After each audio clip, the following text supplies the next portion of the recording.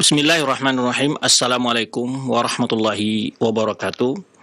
Innal hamdalillah nahmaduhu wa nasta'inuhu wa nastaghfiruh wa na'udzu billahi min syururi anfusina wa sayyiati a'malina. May yahdihillahu fala mudilla lahu wa may yudlil fala hadiyalah. Asyhadu an la ilaha illallah wahdahu la syarika lahu wa asyhadu anna Muhammadan abduhu wa rasuluhu la nabiyya ba'dah. Amma ba'd fa inna asdaqal hadithi kitabullah wa khairal hadi hadi Muhammadin sallallahu alaihi wasallam wa syarrul umur muhdatsatuha wa kullu muhdatsatin bid'ah wa kullu bid'atin dhalalah wa kullu dhalalatin finnar.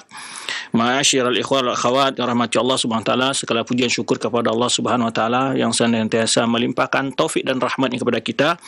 Alhamdulillah, kembali di pagi Jumat ini kita dimudahkan Allah Subhanahu wa taala untuk melanjutkan pembahasan kita tentang faedah-faedah sejarah Islam. Tak lupa pula di pagi yang penuh berkah ini kita memperbanyak ungkapan salawat salam Nabi kita Muhammad sallallahu alaihi wasallam. Semoga kita dimudahkan Allah Subhanahu wa taala untuk selalu tegak di atas sunnah beliau, mempelajarinya, mengamalkannya serta menyampaikannya kepada kaum muslimin. Para ikhwan akhwat, pemirsa dan pendengar Roja TV dan Radio Roja yang dimuliakan Allah Subhanahu wa taala, pembahasan kita pada kesempatan ini adalah melanjutkan pembahasan berikutnya, masa pemerintahan Khalifah Al-Mustansir Billah. Setelah sebelumnya adalah kita bicara tentang pemerintahan kekhalifahan, yaitu Al-Zahir bi amrillah, Al-Zahir bi amrillah. Naam. Setelah wafatnya Al-Zahir bi amrillah, digantikan oleh anaknya yaitu Al-Mustansir Billah. Ini gelar kebesaran dari masa kekuasaan Bani Abbasiyah. Mereka memiliki gelar-gelar kebesaran ya, yang mana di dalam makna dari gelar-gelar tersebut memiliki suatu nilai-nilai optimisme yang tinggi ya, optimisme yang tinggi. Seperti ini, Al-Mustansir Billah itu seorang yang memohon pertolongan kepada Allah. Kekesaan beliau dimulai setelah wafatnya orang tua beliau Al-Zahir bi amrillah, yaitu tahun 623 Hijriah sampai beliau berkuasa 640 Hijriah. Jadi beliau berkuasa sekitar 17 tahun lebih ya.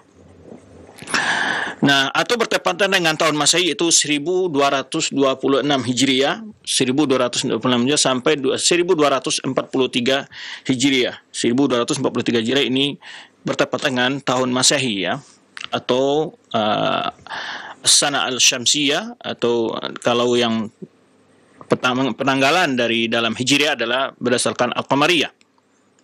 Baik. Di sini kita akan mengambil bahasan kita ini apa yang diringkas oleh Syekh Jalaluddin As-Suyuti dalam kitab beliau Tarikh Al-Khulafa, di mana beliau menyebutkan namanya adalah kunyahnya adalah Abu Ja'far Mansur bin Zahir bi amrillah. Bin Zahir bi amrillah adalah nama orang tua beliau yang berkuasa sebelumnya. Abu Ja'far Mansur bin Zahir bi amrillah wulida fi Safar. Beliau lahir pada bulan Safar tahun 588 Hijriah. Jadi beliau lahir pada tahun 588 Hijriah dan ibunya adalah Jariyah Turkiyah. Ya. Qala Ibnu Najjar menjelaskan, "Wubuya ba'da mauti abihi fi Rajab." Beliau diangkat menjadi khalifah setelah wafat orang tua beliau, yaitu pada bulan Rajab tahun 623 Hijriah. Ya. Kemudian panasyaral adla fir ra'ayah, di mana di sini para penulis biografi beliau atau penulis sejarah termasuk Ibnu Katsir di dalam Bidayah wa Nihayah juga menjelaskan berbagai keutamaan dan bagaimana pembangunan yang begitu pesat yang beliau lakukan dan keadilan yang beliau tegakkan. Makanya di banyak sekali pujian dan pembangunan yang melakukan ya, pujian para ulama, pujian para penulis sejarah Islam tentang kekuasaan beliau. Demikian pula para ulama yang menjelaskan tentang kemuliaan beliau ini ya sebagai raja yang adil. Maka beliau panasyara adla fi ra'ayah, beliau menyebarkan keadilan di tengah masyarakatnya. Wabadul insafi fil qadaya, dan benar-benar berlaku adil ya, insaf ini kooperatif lah ya, dan di dalam menegakkan berbagai hukum-hukum di tengah masyarakatnya. Wa qarraba ahlal ilmi wad din. Nah, jadi beliau juga yaitu akrab dengan para ulama, para tokoh agama. Beliau juga akrab dengan para ulama dan tokoh agama. Jadi terhadap masyarakat, ini sudah berulang kali ya kita jelaskan terhadap masyarakat bahwa pemerintah itu yang diharapkan terbesar oleh masyarakatnya adalah berbuat adil. Ya, bukan hanya sekedar ekonomi, tetapi yang paling penting bagi masyarakat itu adalah ketenangan dari sisi keadilan, tegaknya keadilan dan mendapatkan ketenteraman, ya, aman. Itu sudah sangat mendukung untuk kemajuan sisi-sisi lainnya. Karena bila keadilan tidak ditegakkan, maka pelaku-pelaku kejahatan akan semakin semena-mena. Kemudian bila keamanan tidak ada, maka yang akan terjadi adalah kekacauan dan berbagai macam bentuk kegaduhan yang akan berefek kemunduran dalam berbagai sisi kehidupan lainnya, baik dalam bidang ekonomi maupun bidang pendidikan dan lain sebagainya.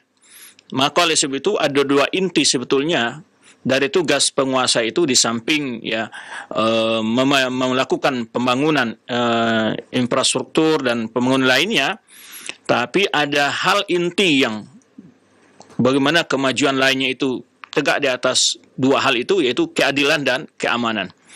Oleh sebab itu kalau kita lihat betapa Islam, ya, kalau masalah keadilan, ya, ratusan ayat bicara masalah ini maupun hadis-hadis Rasulullah SAW.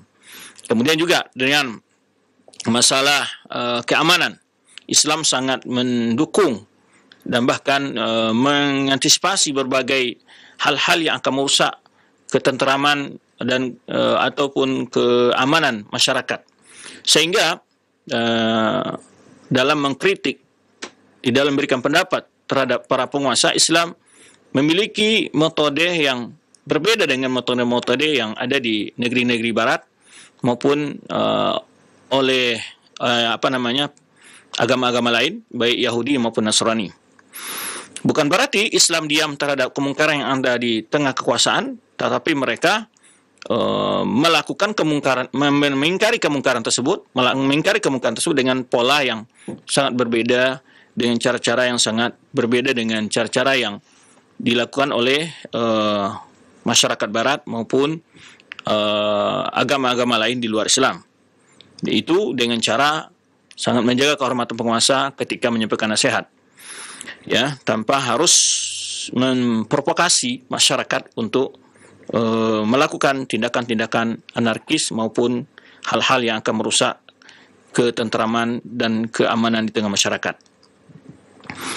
Baik, dan beliau juga dekat dengan para ulama. Ini dijelaskan qarrabal ahlul ilmi wad din. Beliau bergaul sangat dekat dengan para ulama dan para tokoh agama. Nah, ini juga kenapa? Karena ada kekuatan dua hal yang di tengah umat ini yang tidak boleh terpecah, umara dan ulama. Dan ini yang ditafsirkan oleh para ulama ketika menafsirkan firman Allah dalam surat An-Nisa, ya, ya alladzina amanu atii'u Allah wa atii'ur rasul uli amri minkum. Wahai orang beriman, taati Allah dan Rasulnya dan para pemimpin di antara kalian. Dan ulil amri ini kebanyakan mufassirin dari ahli tafsir menafsirkan adalah hum al-ulama ul-umara. Mereka adalah para ulama dan para umara.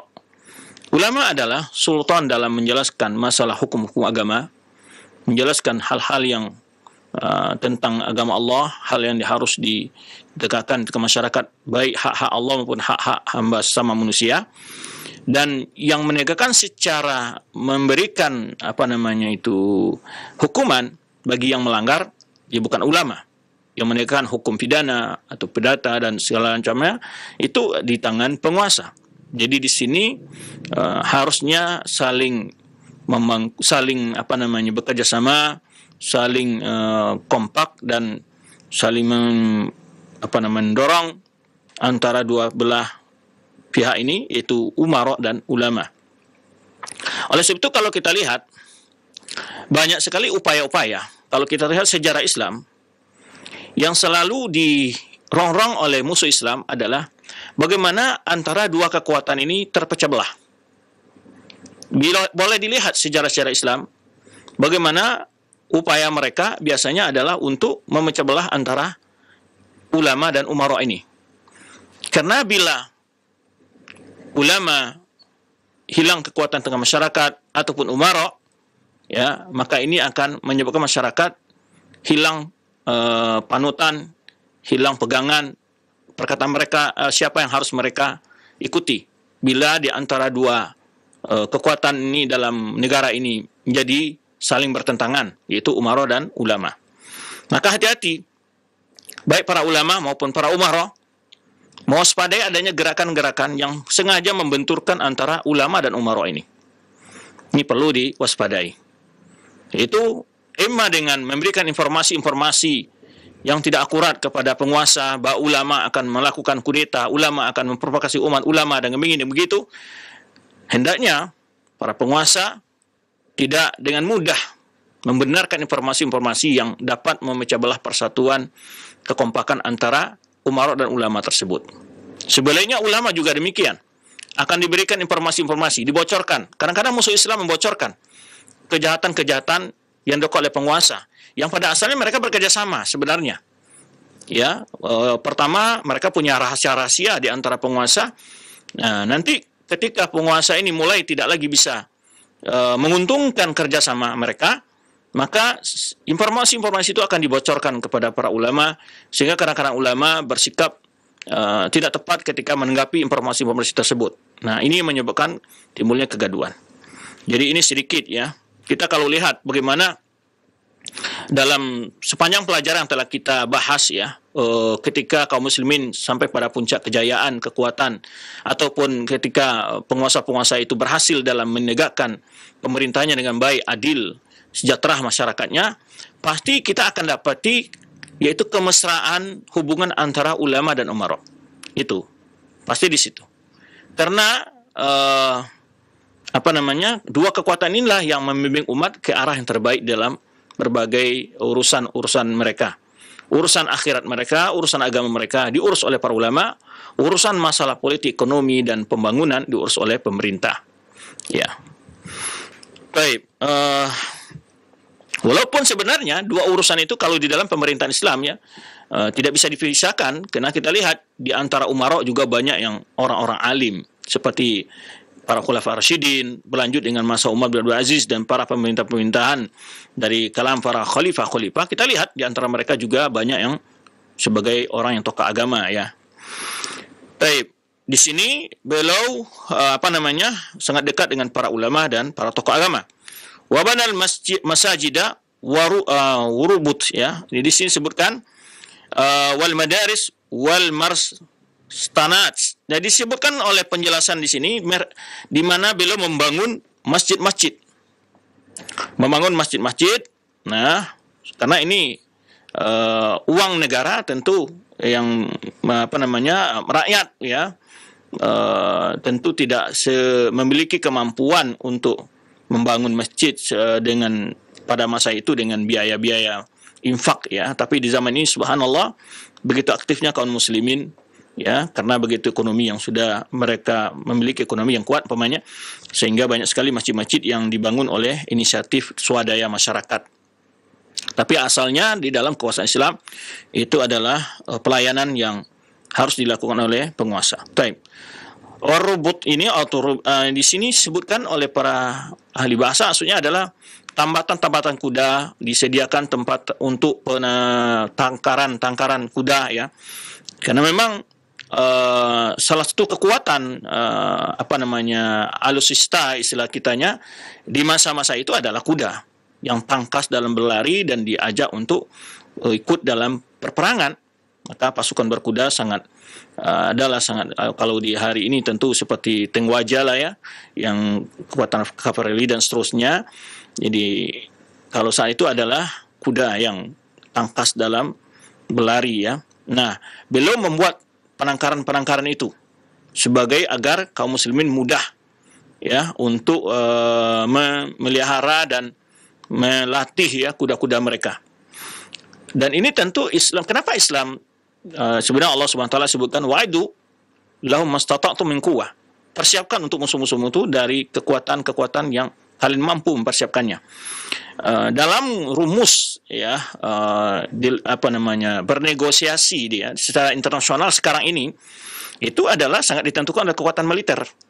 Bila kekuatan militer sebuah negara itu adalah kuat, maka dalam poin-poin perjanjian itu akan dapat menekan lawan dan tidak bisa ditekan. Minimal adalah setara istilahnya. Nah, banyak sekarang di dalam negosiasi secara internasional, ya, sebagai negara itu tidak memiliki kekuatan untuk memberikan pendapat, memberikan keputusan, ya, menolak sebuah keputusan karena negaranya lemah. Ya, harus ikuti saja arus yang ada.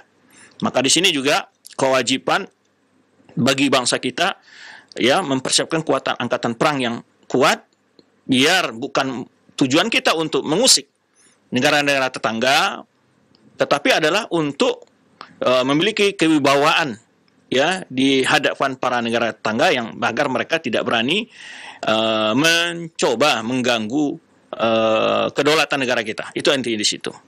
Jadi kalau kita lihat, ya, bagaimana sistem ketatanegaraan di dalam kekhalifahan, ya, secara umum kalau kita lihat mereka sudah punya sistem ketatanegaraan yang jelas, baik dalam angkatan perang maupun dalam ekonomi maupun dalam hal lainnya, ya. Baik, pendidikan dan seterusnya. Wal madaris, dan juga beliau membangun sekolah. Nah, gini, banyak orang berpandangan bahwa kekuatan kemajuan masyarakat, kemakmuran dapat dicapai bila ekonomi kuat. Ini suatu persepsi yang sedang dibangun oleh banyak para pakar-pakar ekonomi, ya, sehingga mereka sekarang ini yang mereka suarakan adalah bagaimana anak-anak yang keluar dari sekolah, dari kampus-kampus, ya, mampu berwira swasta, mampu meningkat ekonomi. Selalu ekonomi saja yang diperhatikan. Tapi mereka lupa bahwa pendidikanlah asal dari kebangkitan sebuah bangsa itu. Mental, moralnya yang perlu dibenahi, ya. Maka kita lihat dalam sejarah-sejarah yang telah kita bahas dalam beberapa majelis kita, ya, setiap pagi Jumat ini, selalu perhatian setiap kita baca dan kita lihat, dapati di dalam sejarah itu, saat negara itu maju, pasti pendidikannya yang pertama diperbaiki oleh, ya, berangkat dari sisi pendidikan. Nah ini, ya, dan masih kita melihat di sebagian wilayah kita masih mendapatkan anak-anak yang sekolahnya hampir ambruk, dan bagaimana fasilitas-fasilitas yang masih minim mereka dapatkan, terutama di daerah-daerah pedalaman, ya, yang mana fasilitas pendidikan masih jauh dari hal yang seharusnya. Nah ini, maka beliau pembangunan lakukan adalah, ya, membangun masjid, penangkaran kuda-kuda yang dilatih untuk berperang, pelatihannya, ya, kemudian juga membangun sekolah-sekolah dan juga rumah sakit. Jadi sudah biasa dalam setiap pemerintahan yang maju di masa kekhalifan ini, mereka membuat sebuah kompleks. Di dalam kompleks itu lengkap. Ada masjidnya, ada juga kalau bahasa kita sekarang arena olahraganya seperti tadi untuk tambat kuda, dan juga rumah sakit. Di Maras Tanat ini disebutkan, dijelaskan adalah maksudnya rumah sakit yang siap dengan berbagai dokternya di sana. Wa aqama manaraddin, dan dia menegakkan menara-menara agama. Maksudnya apa? Jadi berbagai syiar-syiar agama beliau kembangkan di tengah masyarakatnya. Beliau kembangkan, ya. Wa qama al-mutamarridah, dan di mana beliau qama'a itu bahasa kitanya, ya, membuat ciut orang-orang yang melakukan kekacauan-kekacauan, ya. Wa nasyara sunan, dan beliau menyebarkan sunnah, ya. Jadi selalu kita lihat perhatian-perhatian ketika sebuah wilayah kekuasaan itu maju, pasti yang ditopang oleh yang lebih dahulu dilakukan adalah perkembangan pemahaman agamanya, ya. Jadi menghidupkan sunnah, wa kafal fitan, dan beliau menyumbat, ya, menutup, mengatasi berbagai bentuk macam fitnah-fitnah yang muncul. Nah, wa hamalan nasa al aqwa min sanan, yang beliau membawa rakyatnya, ya, dalam kebiasaan-kebiasaan yang sangat santun, akwam, ya, sangat baik, ya. Ya, berbagai macam bentuk nilai-nilai positif di tengah masyarakat itu dikembangkan, ya. Jadi beliau membawa masyarakatnya dalam hidup yang madani lah bahasa orangnya, ya, madaninya, dan hidup yang modern dan lebih maju. Jadi as-sanan ini maksudnya adalah budaya. Wa qama bi amril jihad ahsanal qiyam. Ya, dan juga beliau ya menegakkan urusan jihad dengan secara baik.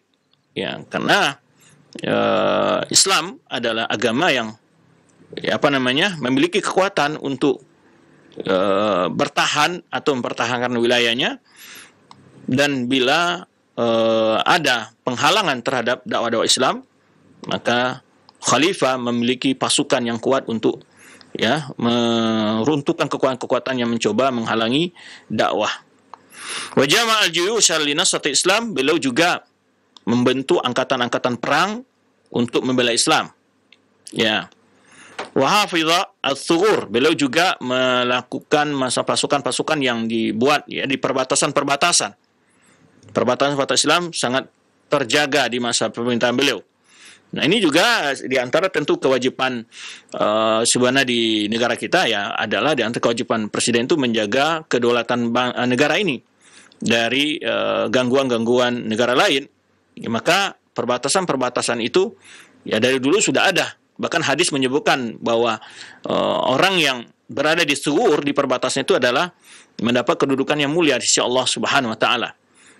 Nah, ini juga perlu dibaca dalam fikih-fikih Islam, ada ketentuan berapa masa petugas ataupun penjaga perbatasan dia bertugas dan berapa lamanya di sana.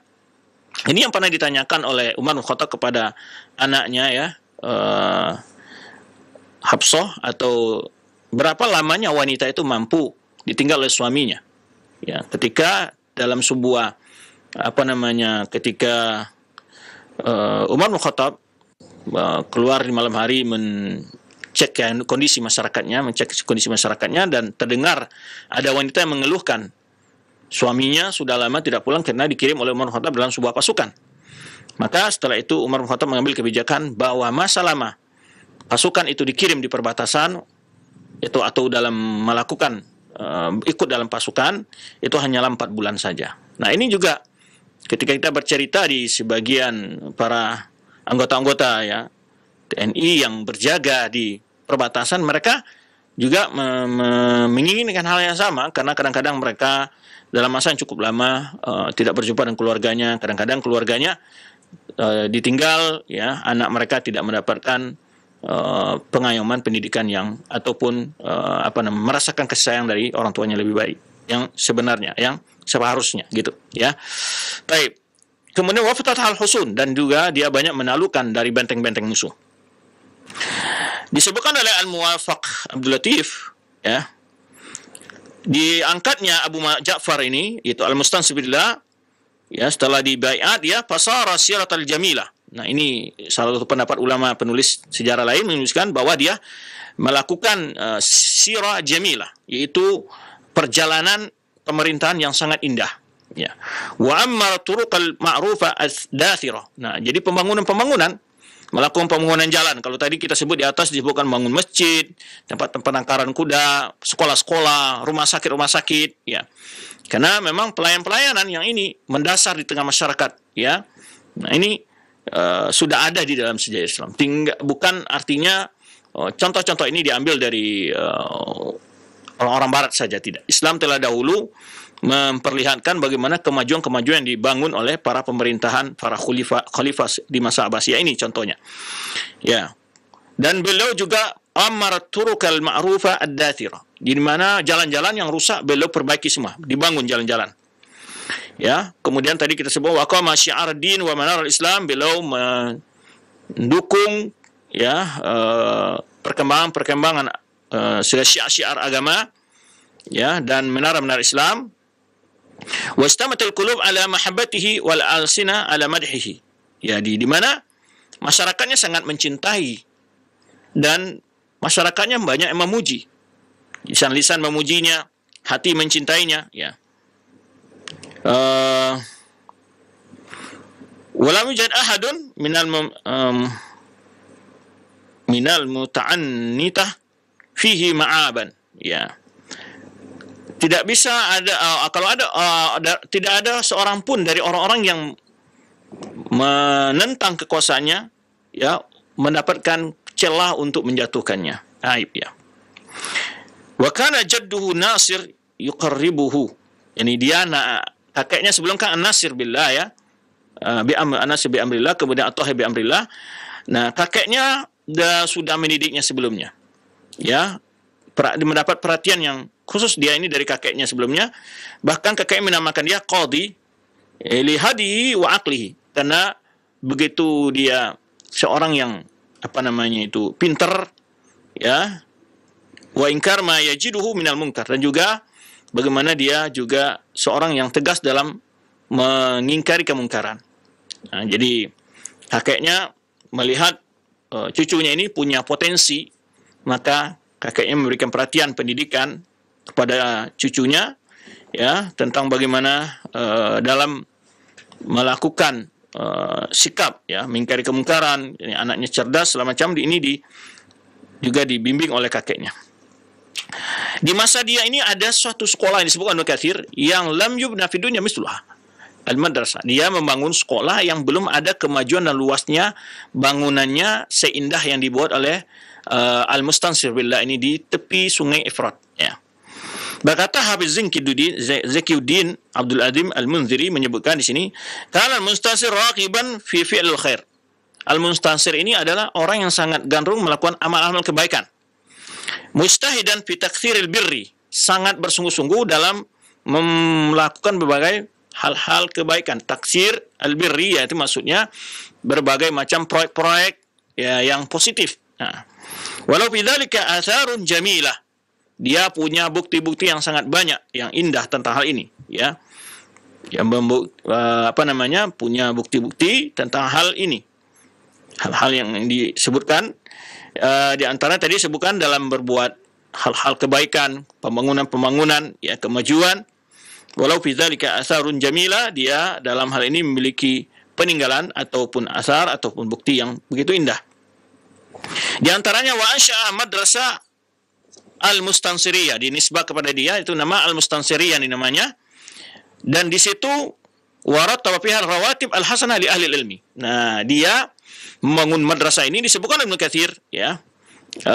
Juga dia madrasah ini terbuka untuk 4 mazhab. Kemudian setiap ulama di sana, yang pakar mazhab Hambali, Syafi'i, Hanafi dan Maliki, itu dibuka sekolah itu untuk 4 mazhab tersebut. Nah, kemudian beliau menggaji dengan gaji yang layak lah, memberikan gaji ya, kalau kita tentu lah diangkat menjadi pejabat pegawai negeri ASN gitu ya. Nah, beliau memberikan gaji yang rawatib hasanah. Hasanah itu berarti gaji yang lumayan tinggi untuk para ahli ilmu, para guru-guru, para dosen-dosen yang mengajar di madrasah tersebut.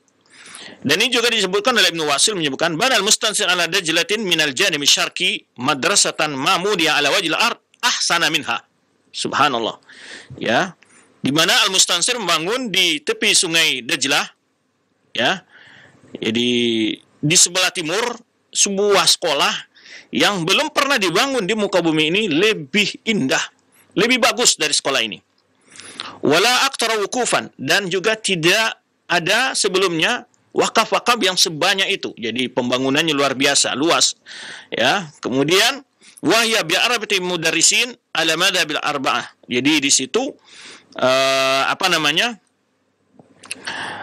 ada yang pakar 4 orang yang tentang madhab yang 4, madhab fikih yang 4, ma'ruf ya. Wa amila fiha bi Yamaristanin ya. Di sini disebutkan disebutkan bahwa dibangun juga di situ ada rumah sakitnya. Ini tadi sudah disebutkan rumah sakit. Kemudian warataba fiha matbakhan lil fuqaha, dan juga di situ ada restoran. Subhanallah. Jadi gambaran yang hari ini di kampus itu ya, kalau kita gambarkan kampusnya ada rumah sakitnya, ada restorannya. Di situ para ulama makan, para dosennya, para mahasiswanya gitu lah ya. Disediakan di situ restoran itu ya. Itu ada restoran untuk para fuqaha, para ahli ulama-ulama, ahli agama ya. Muzammalatan lil ma'il barid. Di situ ada juga muzalamatan, ini disebut adalah itu kalau kita sekarang ya semacam kulkas atau Kalau di Mekah atau di Saudi kan kita ketemukan ya, ada termos-termos besar yang mendinginkan air. Jadi seperti tempat minum tapi airnya dingin gitulah. Ya. Wartabal buyutul fuqaha al-husur wa busut. Jadi disediakan asrama yang lengkap dengan permadaninya. Ya, kemudian wazid wal waraq, kemudian dilengkapi dengan segala fasilitas. Buku, penanya, kitab-kitabnya, ya. Subhanallah. Jadi orang belajar di situ tinggal datang saja. Semua fasilitas sudah disediakan oleh khalifah. Subhanallah. Ya, sekolah gratis, para ulamanya mendapatkan gaji yang layak, ya. Kemudian di sana ada asrama, di sana ada pelayanan juga. Ya, sampai buku-buku pena-pena pun disediakan, ya. Nah, walil faqih ba'da dzalika fi syahr dinar, ya.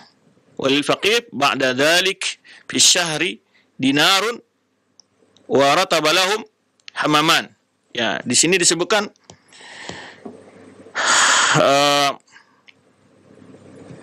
di mana setiap ahli agama di situ disebutkan, setelah itu juga di samping mereka mendapat pelayanan tadi, makan, minum, tempat tinggal semua, mereka juga diberi living cost bahasa kitanya 1 dinar adanya, bukan 2 dinar. Ya, ada lagi tambahan di samping itu. Waratabalahum hamaman, dan juga ada toilet yang lengkap. Wa amrun lam yusbaq ila mislihi. Di mana pembangunan ini belum pernah ada seorang pun melakukan seperti ini. Jadi fasilitasnya ya, dari segi arsiteknya, dari pelayanan dan segala macamnya lah gitu ya. Wastaqdama asakirun azima lam yastaqdim mithluha abuhu wala jadduhu. Dan juga dia punya asakir. Itu peleton angkatan perang atau pasukan yang besar. Ya, dia punya pasukan yang besar yang belum dimiliki sebelumnya oleh ayahnya maupun oleh kakeknya. Baik. Wa kana la himmatin aliyatin wa syaja'atin wa iqdamin azimin, dan dia punya himmah aliyah. Himmah aliyah itu adalah punya kemauan yang tinggi, punya cita-cita yang tinggi. Nah, ini juga para pemuda kita harus dididik dengan hal ini. Pernah kita bahas yaitu ulul himmah di dalam Al-Quran maupun sunnah Rasulullah SAW, dan juga sejarah para salafus saleh, bagaimana dalam Al-Quran banyak sekali ayat-ayat yang memotivasi agar kita punya himmah aliyah. Himmah aliyah adalah punya semangat cita-cita yang tinggi. Tapi diiringi dengan bekerja, bukan sekedar khayalan cita-cita saja. Ya. Di antaranya seperti firman Allah SWT, fastabiqul khairat, berlomba-lomba dalam melakukan kebaikan. Ini motivasi. Fa idza faragta fansab, jika engkau selesai maka lakukan kegiatan yang lainnya. Ya, artinya kita selalu dimotivasi untuk berbuat, berkarya oleh Allah Subhanahu wa taala. Fastabiqul khairat, berlomba-lomba dalam hal yang baik, kita harus berlomba. Bukan antara yang kurang dengan yang tidak, ada yang lebih, yang kurangnya berlomba. Di sini dalam bermelakukan baik kita harus berlomba-lomba untuk menjadi yang terbaik. Ya, baik dalam beribadah, tentu juga dalam hal dunia, dalam pekerjaan lah umumnya, secara umum dalam segala urusan yang baik kita harus ya saling saling berlomba, ya gitu. Kemudian juga hadis-hadis Nabi SAW juga banyak yang motivasi agar umat beliau ini adalah umat yang mempunyai himmah aliyah. Contoh himmah aliyah di dalam meminta surga aja, Rasulullah SAW menyuruh umatnya minta yang paling baik. Walaupun surganya semua baik, surga nggak ada yang nggak baik, baik semua. Cuman kemuliaan surga berbeda-beda, keistimewaan surga berbeda. Semuanya baik, semua istimewa. Tapi dari segi keistimewaannya berbeda-beda. Maka ketika Rasulullah SAW menyebutkan, Innallaha ada lil mujahidin fisabilihi mi'ata darajah minal jannah. Allah telah menyediakan untuk orang berjuang di jalannya itu 100 tingkat dari surga. 100 tingkat surga. Ya, kemudian Rasulullah SAW menyebutkan, ya, fa idza sa'altumul jannah, fa idza sa'altumullahal jannah fas'aluhul firdausa fa innaha 'alal jannah wa awsatuha. Kata Rasulullah, jika kalian meminta surga kepada Allah, minta surga Firdaus. Kenapa? Karena surga Firdaus itu surga yang paling tinggi dan paling bagus, yang paling baik, yang paling istimewa. Nah, mencari surga aja disuruh Rasulullah SAW untuk mendapatkan surga yang paling tinggi. Bukan berdoa, yang penting saya masuk surga saja begitu. Ini artinya motivasi kepada umat beliau. Ya, walaupun ini makna dari ayat tadi, berlomba-lomba dalam kebaikan. Ya, kemudian jika sudah selesai suatu urusan, kerjakan urusan yang lain. Ya, kemudian dalam hadis juga kita sebutkan tadi seperti Rasulullah SAW menyebutkan meminta surga, saya disuruh minta surga yang paling baik oleh Rasulullah SAW. Kemudian juga Rasulullah SAW dalam hadisnya seperti hadis yang diwakilkan oleh Tabrani dalam Mu'jamul Kabir dan disahihkan oleh Syekh Nasruddin Albani dalam Sahih Jami', yaitu innallaha yuhibbu idza amila ahadukum ayyuskinah. Allah senang bila kalian melakukan sebuah urusan itu benar-benar ahli, berkualitas yang terbaik. Dan juga Sunan Kubra yang diwakilkan Imam Baihaqi, innallaha yakrah sasfal umur, ya, innallaha yuhibbu ma'aliyal umur wa yakrah sasfaha. Allah cinta kepada urusan yang berkualitas tinggi dan tidak senang kepada urusan yang asal-asalan. Ya, dan ini jadi disahihkan oleh saya Al-Bidin Sahih Tarikh wa Tarikh, ya. Nah, ini betapa banyak sekali dalil yang memotivasi agar umat Islam ini adalah umat yang memiliki ulul himmah, mempunyai cita-cita yang tinggi, tentu diiringi dengan kerja keras. Nah, bukan sekedar cita-cita tanpa kerja keras. Maka Rasulullah SAW menyebutkan dalam hadisnya, ihris ala yanfa'uka, ya, wasta'in billah, ya, ihris ala yanfa'uka wala ta'jaz wasta'in billah. Ihris ala yanfa'uka wasta'in billah wala ta'jaz. Berusahalah selalu, bekerja keraslah selalu untuk meraih hal yang bermanfaat bagi hidupmu, bagi dirimu, dan mohon pertolongan kepada Allah Subhanahu wa taala. Nah, begitu banyak ya dalil-dalil yang membahas masalah ini. Kalau dalam sejarah kehidupan salafus saleh enggak sedikit para ulama, kenapa ulama melalang buana menuntut ilmu ke sana sini dan perjalanan yang suka jauh dengan fasilitas yang cukup minim, ya, berjalan kaki di padang pasir, kehausan, kekeringan, kedinginan dan seterusnya mereka alami. Ulul himmah penuntut ilmu, ulul himmah dalam beramal, ulul himmah dalam berdakwah. Subhanallah. Nah, jadi seorang pemimpin harus punya visi yang tinggi lah istilahnya. Ya. Jadi harus punya konsep, ya, yang terbaik. Dan juga pernah kita sebutkan bahwa ulul himmah Umar bin Aziz, dia menceritakan tentang dirinya. Innali nafsun tawaqah. Saya punya jiwa yang selalu merindukan hal yang terbaik. Tawaqah artinya. Maka dia katakan, aku pernah bercerita untuk menjadi amir. Ya, panel tuh. Aku jadi amir Madinah, kan jadi amir Madinah Umar bin Aziz. Kemudian aku juga pernah cita-cita untuk menjadi an atazawja bintal khalifah. Saya juga waktu itu ingin menikahi, ya, menjadi istri, mendapat ikan istri anak khalifah. Dapat istri anak khalifah. Kemudian dia sebutkan, aku juga bercerita ingin menjadi khalifah. Dia jadi khalifah. Ya, kemudian di akhir dia bercerita, sekarang tidak ada yang aku inginkan, yang aku rindukan. Ya, suatu kerinduan yang sangat diinginkan adalah surga Allah Subhanahu wa taala. Nah, ini jadi anak-anak kita, generasi kita, murid-murid kita, ya, perlu dimotivasi untuk memiliki ulul himmah. Wasyaja'atin, dan juga memiliki keberanian, ya, mustansibillah, wa iqdamin azim, itu semangat yang luar biasa, ya. Qasadat tatar qasadat tataru bilada falaqiyahum askaruhu, ya, fahazamu tatar hazimatan azimah. Jadi pernah bangsa Tatar, Mongol, ya, ini belum sempat kita bahas, ya, Mongol, insyaallah akan kita bahas dalam sebuah pembahasan insyaallah bagaimana bangsa Mongol itu bisa masuk ke daerah-daerah Islam dan menguasai, akhirnya meruntuhkan kekuasaan Bani Abbasiyah, ya. Apa sebab penyebabnya? Penyebab yang terbesar kalau dilihat ada persekongkolan antara kelompok Ismailiyah, di antaranya awal-awalnya begitu, dari kaum Syiah, ada dari kaum sekte Syiah, ya, salah satu varian bahasa sekarang dari Syiah, kemudian juga kaum Rafidhah. Nanti akan kita bahas. Baik. Ya, pada satu kali berhadapan pasukan dengan pasukan Tatar, ya, sehingga mereka dapat menghancurkan pasukan tersebut yang hazimatan azimah. Ya, hazimah itu kekalahan yang cukup besar. Wa kana lahu akhun yuqalu lahu Al-Khafaji. Ya, dia punya saudara khalifah ini namanya Al-Khafaji. Ya, fihi syahamatun zaidah. Wa kana yaqul la in wallitu. Nah, dia punya saudara namanya Al-Khafaji, ini punya malah lebih syahama, itu punya pemberani yang lebih lagi, dan dia malah pernah berkata, seandainya aku nanti berkuasa, la'aburan nabil asakir nahra Jihun, aku akan bawa pasukanku menyeberangi sungai Jihun. Ya. Wa akhudul bilad min aidi Tatar. Saya akan kembalikan semua wilayah Islam yang diambil oleh orang bangsa Tatar ini. Wa astasiluhum, dan aku akan basmi mereka itu. Falamma mata Mustansir lam yarad duwaidar wala syarabi taqlid al-khafaji. Nah, tumun ketika Mustansir meninggal, dibikinlah siasat oleh musuh-musuh Islam, akhirnya tidak disetujui untuk menjadi menggantikan Mustansir itu saudaranya Khafaji ini.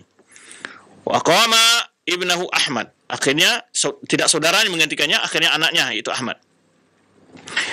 Lilaini wada' fi ra'yihi. Karena anaknya ini adalah apa?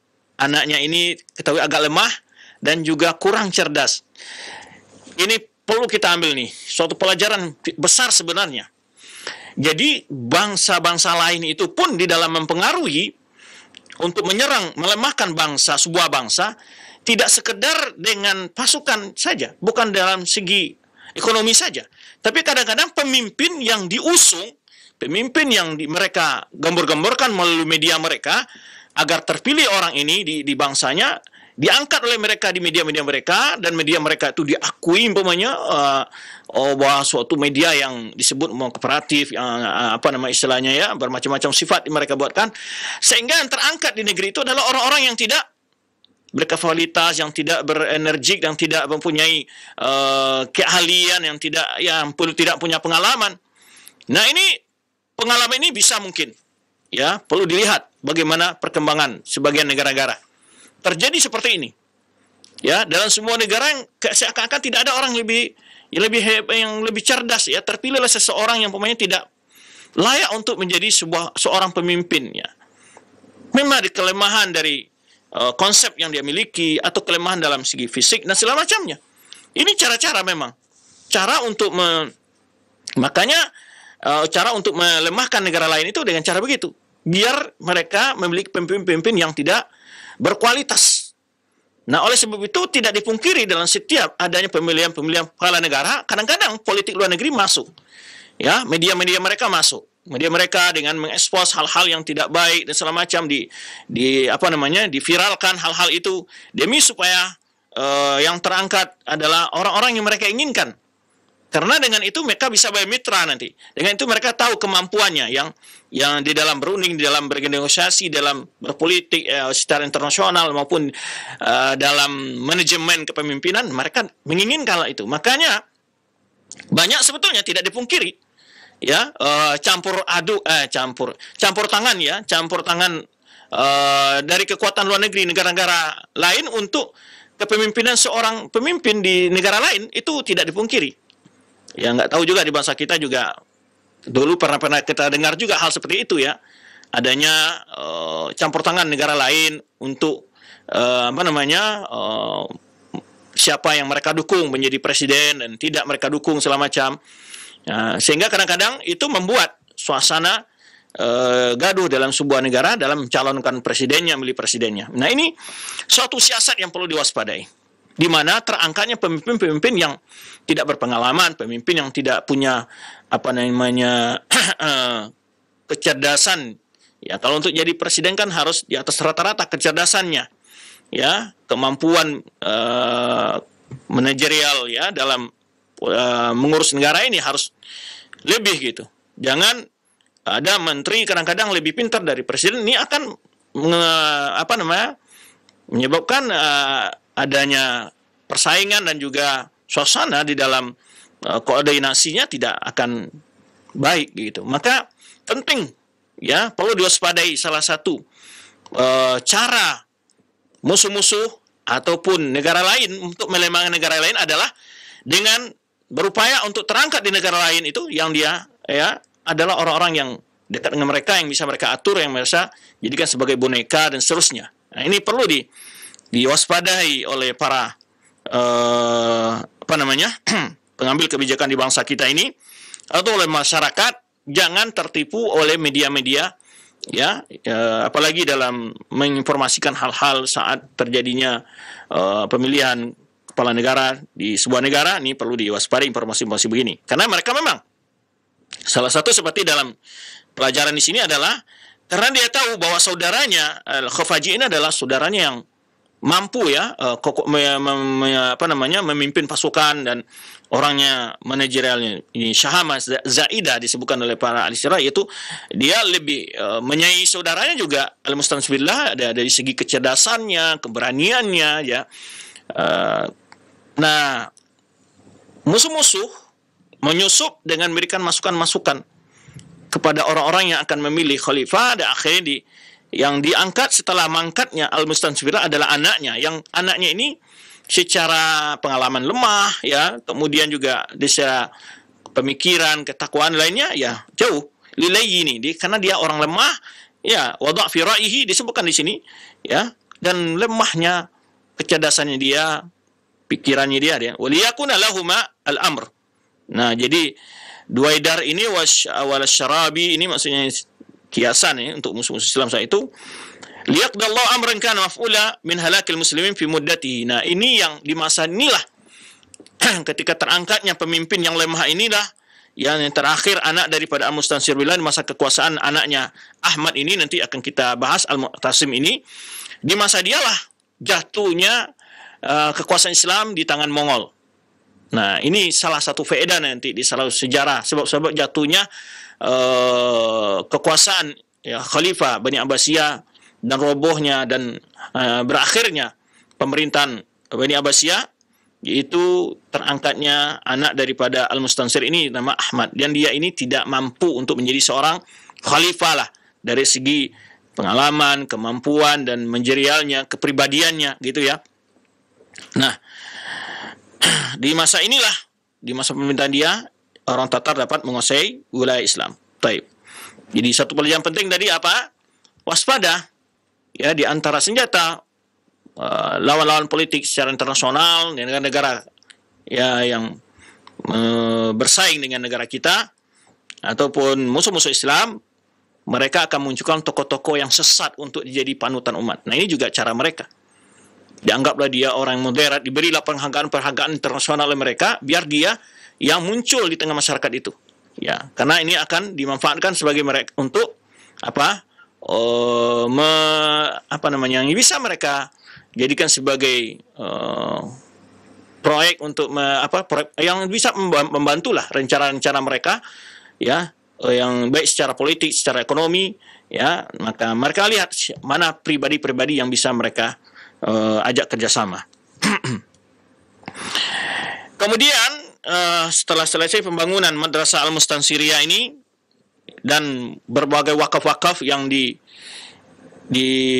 memang wakaf ini kekuatan yang sejak dulu di dalam perkembangan pendidikan di dalam Islam ya, sehingga taat peresmiannya berkata Imam Zahabi, waqad balagha irtifa' wuquful Mustansiriyah fil 'amin nif wa 70,000 mithqal. Di sana disebutkan oleh Zahabi, yaitu dalam satu tahun itu pengeluaran yaitu wakaf dari Mustansiriyah ini untuk keperluan ya, anggaran dari sekolah tadi yang dibuat tadi yang lengkap ya, fasilitas yang lengkap, ada restoran, ada asrama, ada masjidnya, ada kampusnya, ada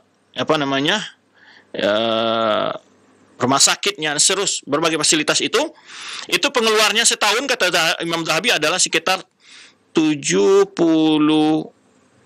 sekian ya, 70.000 sekian ya, maksudnya mungkin 75 ya, nifan ini lebih dari 70.000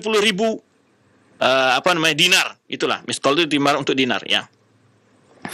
Dan mulai pembangunannya pada tahun 625 Hijriah ya, dan selesai pada tahun yaitu 631 Hijriah. Jadi berapa tahun itu? Sekitar 6 tahun ya. Wa nuqila al-kutub wa hiya 160 himlan. Nah, setelah selesai pembangunan, dipindahkanlah buku-buku perpustakaan ke sana. Jadi dibangun perpustakaan, fasilitas yang lengkap lah sebagai kampus masa ini ya. Masa kita sekarang ini yang dikenal lengkap dan fasilitasnya. Dipindahkan setelah selesai dibangun, kata Imam Zahabi, dibawa ke sana buku-buku. Yaitu 65 himlalan minal kutub nafisa. Himlan itu adalah onta yang diberi beban yang begitu banyak itu ya, ada 6 itu mi'ah situn, yaitu sekitar 160 kafilah ya, 160 kafilah unta membawa buku itu untuk dipindahkan ke sana. Jadi buku yang sangat berharga, kata Imam Zahabi. Kemudian wa'iddatul fuqaha mi'atan wa samanin wa arba'una faqihan. Jumlah para ulama yang besar yang ada di situ sekitar 248 orang, 248 orang, ya. Minal madzhab al-arba'ah, itu semua ahli mazhab ada di situ. Jumlahnya berapa? Sekitar 248 orang. Jadi bukan main-main, ya, proyek besar sekali. Wa arba'atul mudarrisin wa syekhun hadis. Ada sekitar 4 mudarrisun. Ini mudarris itu maksudnya guru, ya. Tapi guru besar yang maksud di sini, dan ahli hadis. Syekh Nahu, ya, Syekh Tibbin, ahli kesehatan. Syekh Faraid, ahli ilmu faraid, ya. Jadi ada pakar, ya, nih kalau istilah mudarris artinya ada 4 orang pakar, ada pakar hadis, ada pakar dalam bahasa nahu, ada pakar dalam ilmu kesehatan, dan pakar dalam ilmu faraid. Warataba fiha al-khubuz wat tabikh wal halawa wal faqih. Dilengkapi di sini ada pelayanan berbagai, ya, makanan, roti, buah-buahan, ya, artinya cemilan. Dilengkapi. Wa ja'ala fiha salasuna yatiman. Jadi di situ ditampung 30 orang anak yatim. Wa waqafa alaihim ma la yu'abbar anhu, dan di situ diwakafkan untuk pengolahan madrasah ini yang tidak bisa diketahui berapa jumlahnya, saking banyak, kata Imam Az-Zahabi. Summa Imam Zahabi menyebutkan al-qura war-ruba al-mawqufa 'alaiha.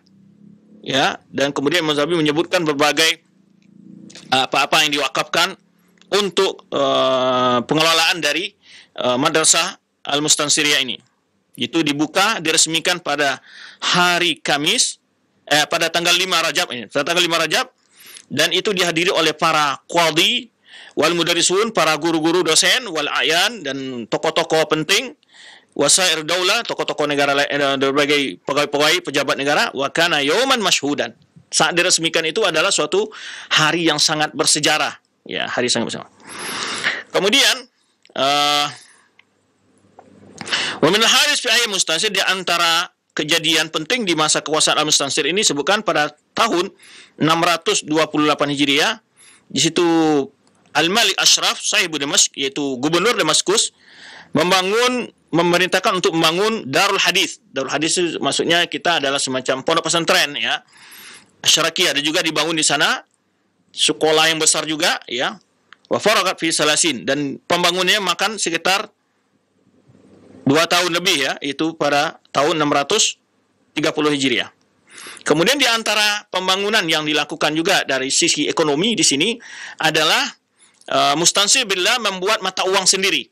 Membuat mata uang sendiri dari dirham, dan menghapus pola mata uang sebelumnya yang di situ disebutkan oleh para penulis sejarah ada nilai ribanya. Nah, pada tahun 632 Hijriah, Al-Mustansir menyuruh untuk mencetak uang dari perak, dirham. Liyata'amalan nasu biha badalan min quradil dhahab. Ya, agar manusia menggunakan itu dari quradatis dhahab. Ini adalah mata uang yang bercampur dengan emas tapi tidak bersih. Fajalasa wazir wa ahdara wala, dan saat meresmikannya dipanggil para menteri dan para gubernur-gubernur, ya, wilayah-wilayah, bupati, dan para pedagang-pedagang, wasayyarif, dan ahli-ahli money changer, kalau saya ada orang ulama-ulama yang pakar dalam masalah keuangan. Kemudian dihadiri Fushir al-Aqta, ya, di Anto, di sini di sebuah perayaan yang besar, dan dibawalah contoh daripada uang yang telah dicetak. Lalu Perdana Menteri menyebutkan, qad rassamal maulana amirul mu'minin li mu'amalatikum hadhihi darahim. Dibawa, buktikan, dicontohnya di depan gitu pejabat seluruhnya, dijelaskan oleh Perdana Menterinya, bahwa khalifah telah mencetak mata uang sendiri, ya, sebagai ganti dari quratuz zahab yang biasa digunakan. Rifqan bikum wa inqadan lakum minal za'am bi haram. Ini adalah sebagai untuk membantu kalian, ya. Rifqan itu kasihan kepada kalian, kata Menteri ini, untuk menyelamatkan kalian dari bermuamalah dengan cara ribawi, yaitu ribawi. Fa'alanul bidu'a, ketika itu semuanya berterima kasih, mendoakan khalifah. Semua udirat bil Iraq, kemudian tersebarlah penggunaan mata uang itu di Irak.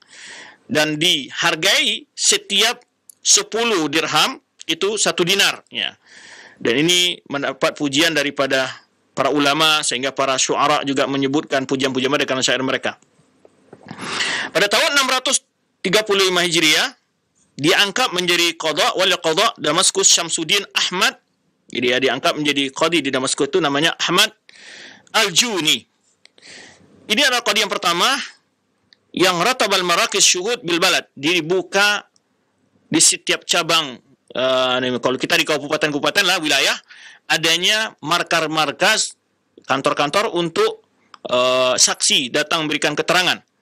Dan sebelumnya mereka harus datang ke buyutil udul, ini datang kepada pusat kalau di kita mungkin, kalau sekarang sudah ada pengadilan negeri di daerah-daerah, nah dia tidak harus ke pusat waktu itu, ya.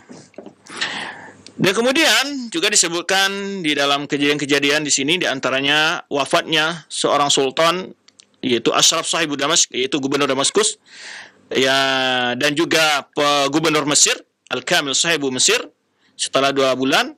Kemudian berkuasa di Mesir anaknya, kemudian dan digeleri dengan Al-Adil, ya. Kemudian setelah itu dia dipecat dan digantikan oleh saudaranya, gubernur sebelumnya, itu Saleh Ayub Najmuddin.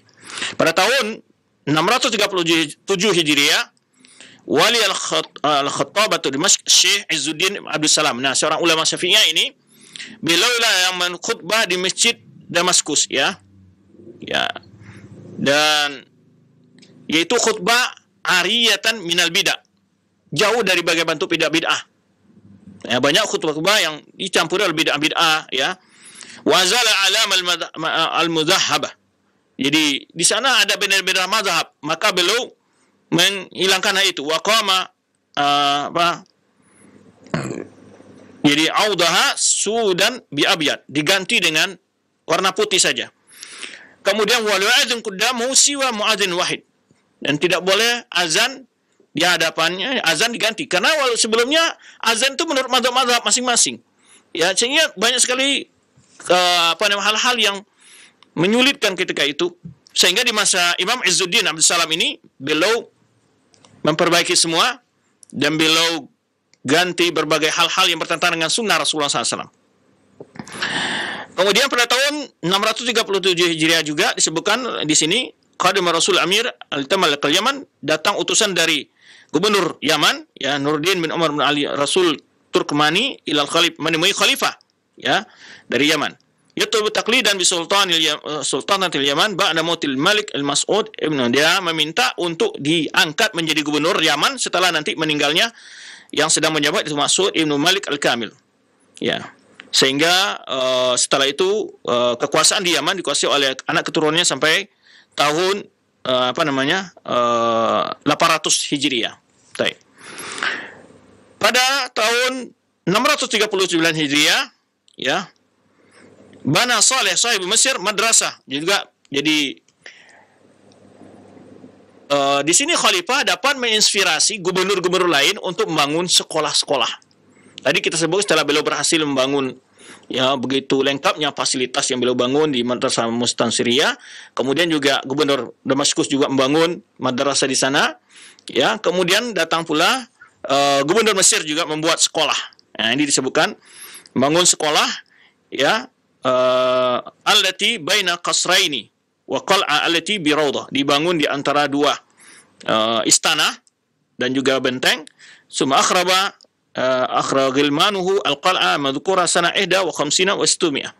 Kemudian benteng tersebut dirusak oleh budak-budaknya pada tahun 651 Hijriah. Baik.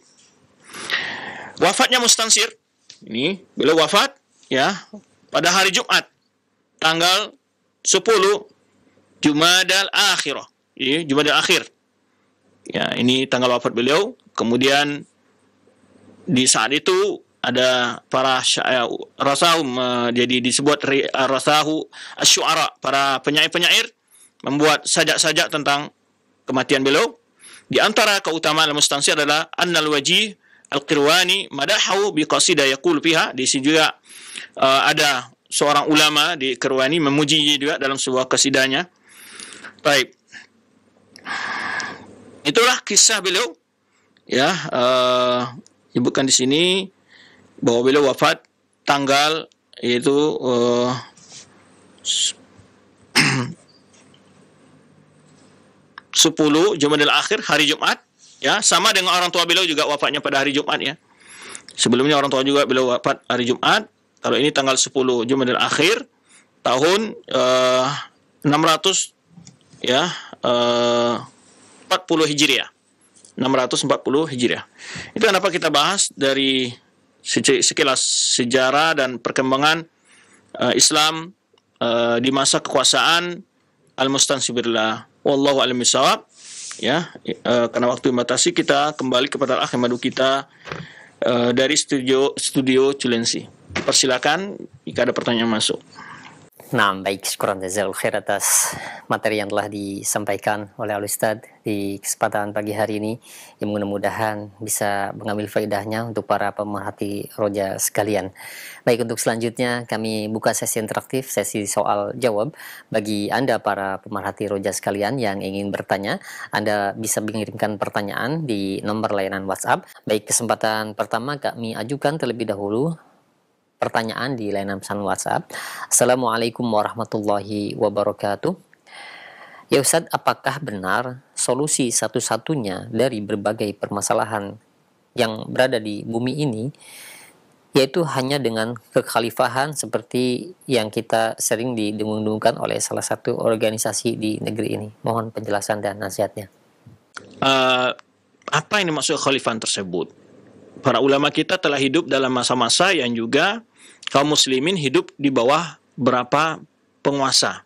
Seperti kita sebut, awalnya berdirinya Khilafah Abbasiyah, itu masih berlangsung sampai akhir masa Khalifah Abbasiyah. Ada banyak kekuasaan, di antaranya adalah yang masyhur adalah sisa penerus dari kekuasaan Bani Umayyah ada di Andalus.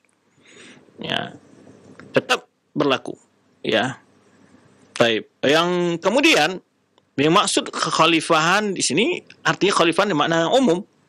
Karena kalau khalifah dalam bentuk yang sesuai dengan khalifahan nubuwah itu sudah disebutkan oleh Rasulullah SAW dalam hadis Syafi'i nama oleh Rasulullah SAW bahwa khilafatun nubuwah salasun hanya sekitar 30 tahun saja. Sumal muluk, kemudian akan berbentuk kerajaan-kerajaan. Maka secara umum setiap penguasa yang memerintah bisa disebut khalifah. Ya, satakunu khulafa kata Rasulullah fataksur. Akan banyak nanti pemerintah-pemerintah khalifah-khalifah. Nah, ini menunjukkan bahwa kalimat khalifah itu memiliki dua pengertian. Bisa maksudnya khalifah yang artinya adalah satu pusat kepemimpinan Islam, dan juga bisa digunakan untuk menyebut para penguasa-penguasa tinggi di setiap bangsa dan negara. Ya, karena Rasulullah SAW menyebutkan satakunu khulafa fataktur, dan juga Rasulullah SAW menyebutkan dalam hadis yang lain tadi, hadis yang Hasapina tadi menyebutkan khilafatun nubuwwah salasuna sana summal muluk, atau dalam ayat summatullah mulkau liman yasha. Jadi kalau oleh sebab itu para ulama menyebutkan awal mulk di Islam adalah Muawiyah bin Abi Sufyan. Awal muluk wa huwa afdal muluk wa adal muluk, sebuah para ulama adalah raja yang paling mulia, raja yang paling adil itu di masa Muawiyah radhiyallahu anhu. Nah, ini yang disebut para ulama. Baik. Kemudian para ulama menjelaskan juga, dan juga dalam sejarah dakwah kita lihat, ya, walaupun bagaimana terjadinya kemungkaran berbagai hal di dalam kekuasaan Islam, para ulama tetap fokus dalam memperbaiki umat dengan cara membangun umat. Karena penguasa-penguasa itu terbatas masa kekuasaannya, ya, yang perlu dipersiapkan adalah generasi berikutnya. Oleh sebab itu di masa Imam Ahmad, di masa Imam Syafi'i, ya, para ulama-ulama besar lainnya, mereka tidak pernah mengajak kaum muslimin untuk kembali kepada satu komando, artinya satu khalifah saja, satu pemimpin saja, karena sudah tidak memungkinkan. Pertama adalah baik dari sisi teritorial yang sudah begitu luas, ya, dan juga kemampuan khalifah itu untuk manajerial kekhalifahannya juga terbatas kadang-kadang. Maka kita lihat surut pasangnya, ya, kekuasaan Bani Abbasiyah kan dari situ. Kemampuan khalifahnya kadang-kadang tidak bisa mengendalikan wilayah yang begitu luas. Nah, oleh sebab itu dijelaskan dalam kitab Siasat Syariah oleh para ulama, Ya, dan ini Imam Al-Juwaini juga menjelaskan dalam beberapa penjelasan, bolehkah ta'adul khulafa, berbilangnya pemimpin kaum muslimin. Dan ulama menjelaskan itaba adat al-aqtar, jika sudah wilayah sudah jauh-jauh, nggak mungkin. Ya, sudah ada perbatasan, sudah jelas wilayah-wilayah, sudah. Apalagi sekarang negara-negara sudah memiliki teritorial tertentu dan memiliki pemerintahan tertentu. Jadi secara kauni, ya, secara itu hal-hal yang sulit untuk disatukan kembali. Kecuali makanya sebutkan di akhir zaman nanti setelah Imam Mahdi datang, baru kaum muslimin di bawah satu khalifah, itu di bawah pemerintahan Imam Mahdi. Itu saat-saat ya akan hancurnya dunia ini dan keluarnya Dajjal, turunnya Isa Al-Masih dan seterusnya. Nah, ini yang perlu kita katakan. Baik. Konsep khalifah itu yang penting konsepnya, bukan penamaannya saja. Jadi konsepnya gimana? Diterapkan bagaimana pola pemilihan dalam pemerintahan Islam, itu bisa dicontoh, tidak mesti dalam bentuk satu khalifah. Ya. Karena begini, kalau kita lihat dalam kenyataan, apakah memungkinkan hal itu? Ya, karena sudah di masa Utsmaniyah juga tidak satu khalifah, di masa Utsmaniyah juga ada pemerintah-pemerintah lain. Walaupun pemerintah Utsmaniyah mengaku sebagai khalifah Utsmaniyah. Ya. Banyak kekuatan-kekuatan lain di masa itu. Tidak hanya pemerintah Utsmaniyah saja, kaum muslimin juga dari bara kekuasaan-kekuasaan lain. Dan mereka justru kalau kita lihat, komunitas yang menyerukan khilafah ini selalu memuja-muja khilafah Utsmaniyah. Kenapa? Ini yang jadi pertanyaan kita.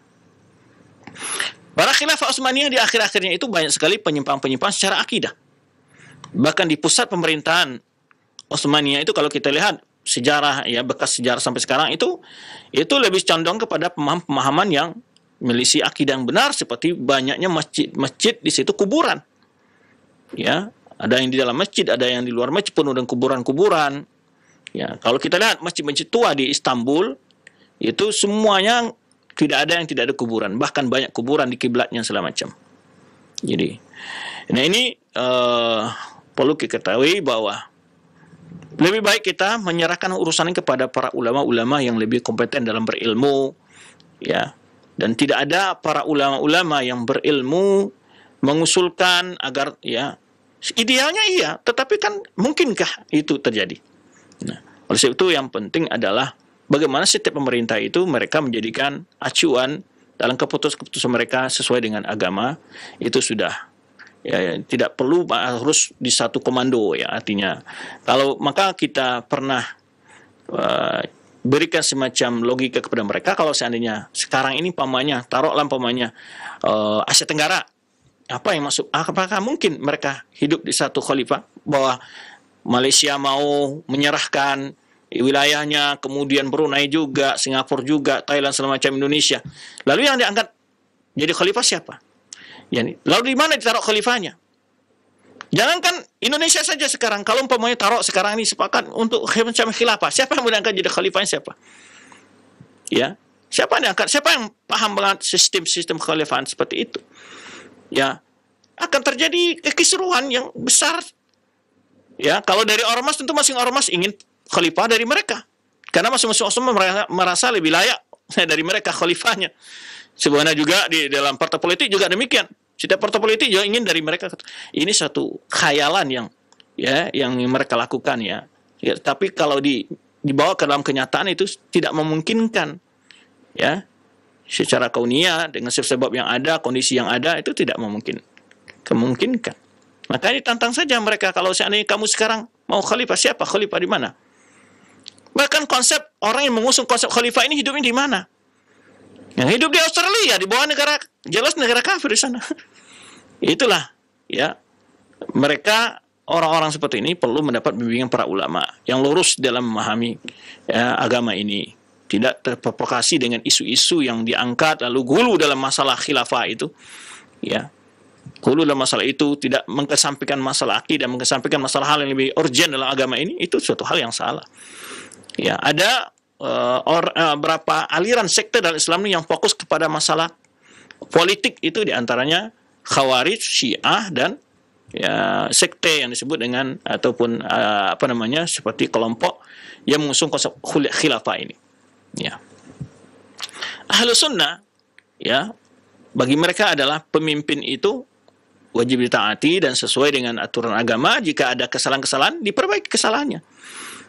Ya, itu saja yang ada. Karena memang kondisi semakin dekatnya hari kiamat akan terjadi penyimpangan yang jauh dari ajaran Islam itu. Karena sudah dijelaskan oleh Rasulullah SAW.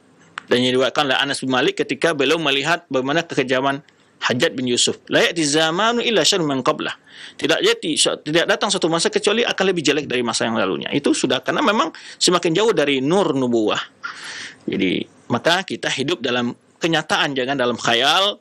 Jadi apakah kita harus tunggu khilafah dulu untuk berhaji?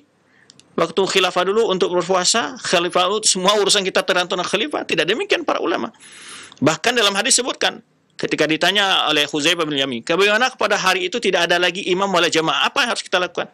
Ya, tazil ikbar. Jadi sekarang masih ada pemimpin, dan saat tidak ada, Rasulullah menyebutkan ya tazil tilkal firqullah, jauhi semua kelompok-kelompok itu. Nah, jadi ini konsep-konsep yang harus kita lihat dalam penjelasan para ulama kita. Wallahu a'lam bishawab. Nah, baik, syukran jazakallahu khair atas jawaban dan penjelasan Al-Ustaz. Demikian, dan selanjutnya kami angkat kembali pertanyaan yang kedua di layanan pesan WhatsApp. Assalamualaikum warahmatullahi wabarakatuh. Ya Ustaz, di saat suatu harokah-harokah atau pergerakan dakwah marak pada suatu zaman, begitu kuat subhat takfirinya.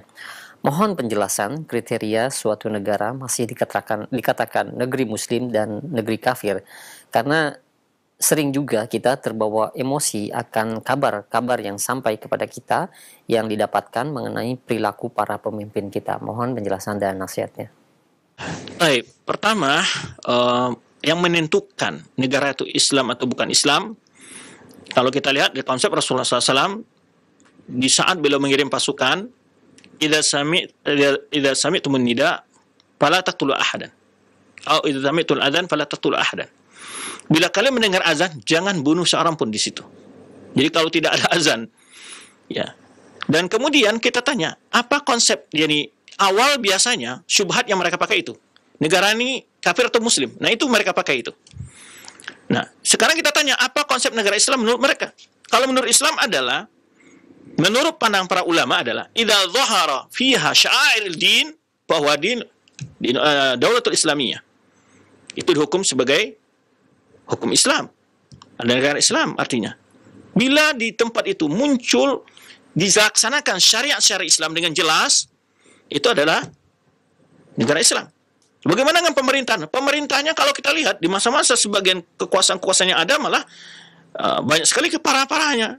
Ya, di masa Ismailiyah, di masa ketika di akhir-akhir Bani Abbasiyah dan juga Bani Umayyah, ya, itu banyak sekali kezaliman yang luar biasa sebetulnya. Tapi kezaliman penguasa itu tidak membuat negara itu keluar dari konsep disebut sebagai negara muslim. Ya, atau disebut negara muslim lah. Ya.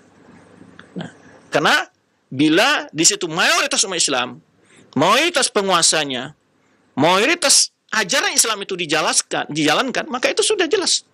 Maka ini dijelaskan oleh para ulama. Seperti Syekh Islam Taimiyah, walaupun Syekh Islam Taimiyah membagi ada negara yang istilah mukhtalit, artinya campuran. Jadi mix antara ya kekuasaan di situ. Tetapi bila kita melihat tuntunan agama kita dalam Torok tadi disebutkan di ujung penguasa, ada di ujung soal di pertanyaan disebutkan, kita mendengar gemas melihat adanya penyimpangan di kekuasaan. Kalau kita lihat tuntunan dalam agama kita, ketika ada penyimpangan penguasa itu apa tindakan seorang rakyat? Itu saja lihat tuntunannya. Ya. Kalau kita lihat, adakah lebih kejam? Ya, adakah penguasa yang lebih kejam dari Hajjaj yang dari Islam pernah mengalami hal itu? Apa tindakan para sahabat? Apa tindakan para tabi'in saat itu? Apakah pemerintahan kita hari ini, pemerintah kita ini lebih kejam dari Hajjaj? Dan juga segala penguasa-penguasa dalam sejarah Islam, ya, khilafah Islam juga ada kejam-kejam. Tapi apakah yang lebih kejam dari Hajjaj itu sudah sebagai lambang, ya, di dalam Islam itu bagaimana sebuah pemerintah yang memang Hajjaj ini terjadi hal itu bukan tiba-tiba juga, karena memang yang dihadapi masyarakat juga memancing untuk terjadinya kezaliman seperti itu. Nah, ini juga perlu kita pertimbangkan. Jadi konsepnya ditegaskan oleh Rasulullah dalam sunnahnya, ma'aqamu fikumus shalah atau masallau.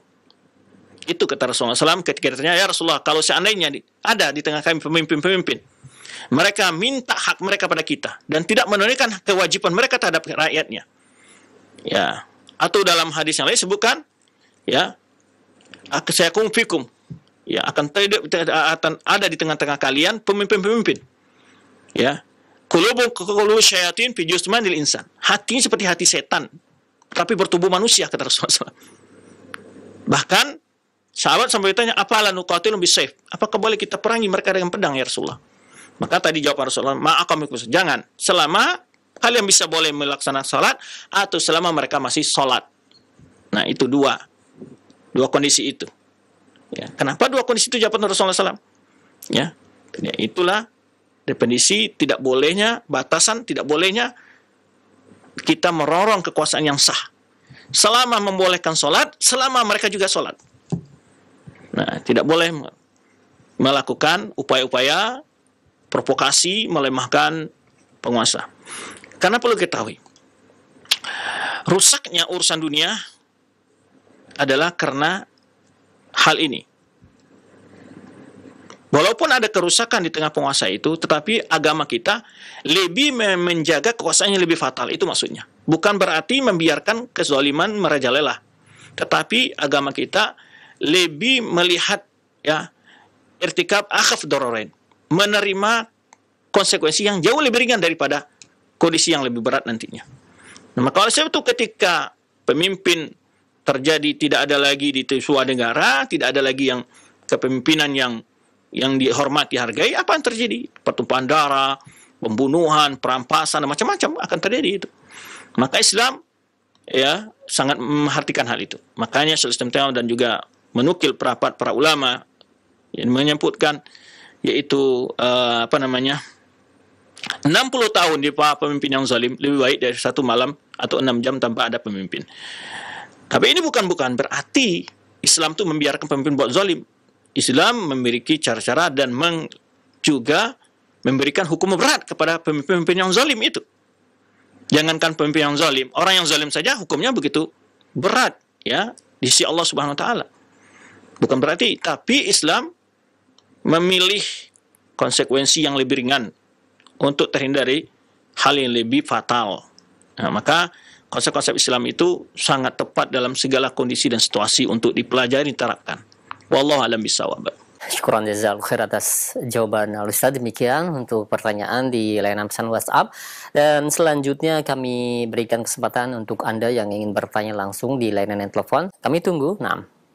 Halo. Assalamualaikum. Waalaikumsalam warahmatullahi wabarakatuh. Dengan siapa di mana? Dengan Pak Mulyono di Medan. Pak Mulyono di Medan, silakan. Ustadz, ada hadis yang terkenal Ustadz, yang termasyhur, akan muncul atau akan turun 12 imam. Di antaranya bisa turun bersamaan ataupun satu-satu. Sudah turun 4 orang bersamaan, yaitu Abu Bakar, Umar, Utsman, dan Ali. Kemudian nanti Nabi Isa alaihissalam, kemudian Imam Mahdi. Nah, ini sudah 6. Yang saya tanyakan, apakah yang 6 lagi ini sudah muncul? Kalaupun sudah muncul, siapa imam tersebut, Ustaz? Nah, demikian. Wallahu a'lam bishawab. Assalamualaikum warahmatullahi wabarakatuh. Waalaikumsalam warahmatullahi wabarakatuh. Nah, silakan Ustaz. Dalam hadis Rasulullah menyebutkan, la yazalu hadhil ummah fi izzatin aw ya'izzu amru hadhil ummah ma yalihum 12 khulafa wa a'immah. Kama qala sallallahu akan senantiasa urusan umat ini yaitu mulia, berwibawa, ya, disegani selama mereka dipimpin oleh 12 orang imam. 12 orang imam ini sepakat ulama mengatakan termasuk yang telah jelas yang sepakat ini adalah 4 khulafa ar-rasyidin. Ya.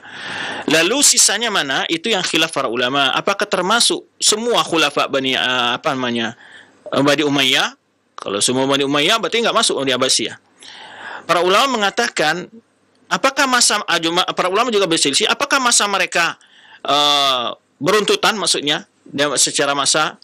Jadi berarti sampai 12 imam di masa Bani Umayyah itu yang dimaksud hadis, jadi berurutan masa mereka atau tidak.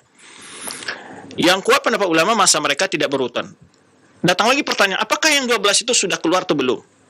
Ini juga berbeda para ulama. Ada yang mengatakan sudah berlangsung waktunya, sudah memimpin 12 imam itu.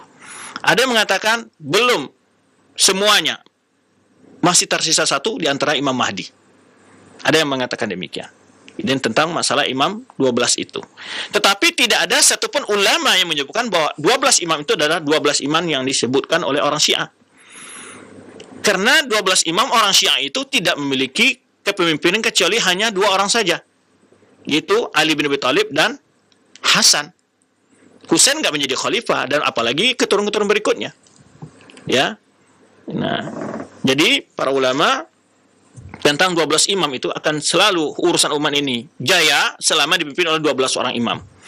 Ada yang mencoba mencari masalah kepemimpinan yang adil. Di antara mereka masukkan antara Umar bin Abdul Aziz, tambahan dari Khulafaur Rasyidin tersebut. Ada yang menyebutkan dari Umar bin Aziz, masa Muawiyah, kemudian juga berapa khulafa dari Bani Umayyah yang lainnya, di antara Umar bin Aziz. Ya, yang saya nggak ingat sekarang nama-nama yang mereka sebutkan. Nah, ada yang jadi perbedaan ulama di sini adalah menyebutkan apakah sudah keluar semuanya atau masih tersisa, apakah masanya berurutan atau tidak. Nah, wallahu a'lam bishawab tentang hal ini yang sepakat ulama menyebutkan adalah ya yang artinya atau jumhur ulama yang masukkan yang jelas di antara 12 itu yang mereka sebutkan adalah di antaranya adalah Khulafaur Rasyidin, kemudian Muawiyah dan Umar bin Aziz. Ya, terus jumhur ulama menyebutkan dan para khulafa Bani Umayyah yang lainnya yang di masa mereka terjadi kejayaan Islam. Nah, dan juga di masa-masa Abbasiyah yang di masa mereka juga terjadi kejayaan Islam. Itu juga disebutkan oleh para ulama. Cuman mereka berbeda apakah yang dimaksud ya yang lebih lemah pendapat ya tidak mungkin masa mereka berurutan karena memang di sebagian masa yang 12 pemimpin itu ada yang kekuasaannya lemah dari segi keadilan dan kejayaan Islam. Maka yang kuat adalah mereka tidak dalam masa yang berurutan. Kemudian apakah mereka sudah muncul keluar semua atau masih tersisa? Nah, ini yang jadi perdebatan panjang para ulama, yang banyak pendapat ulama menyebutkan adalah sebagian besar sudah muncul dan bahkan mereka menyebutkan hanya tersisa satu saja, yaitu di antara Imam Mahdi. Itu di antara mereka menyebutkan. Wallahu a'lam bishawab. Syukran jazakallahu khair, jawaban yang merupakan jawaban terakhir dari pertanyaan terakhir pula, dan mudah-mudahan ini bermanfaat untuk kita semua. Begitu banyak pertanyaan mengenai hal ini, yang mudah-mudahan ini bisa memberikan pemahaman yang benar. Baik, waktu yang sudah terlewati mungkin Ustaz, ya kita akan tutup pertemuan di kesempatan pagi menjelang siang ini. Silahkan Ustaz. Nah.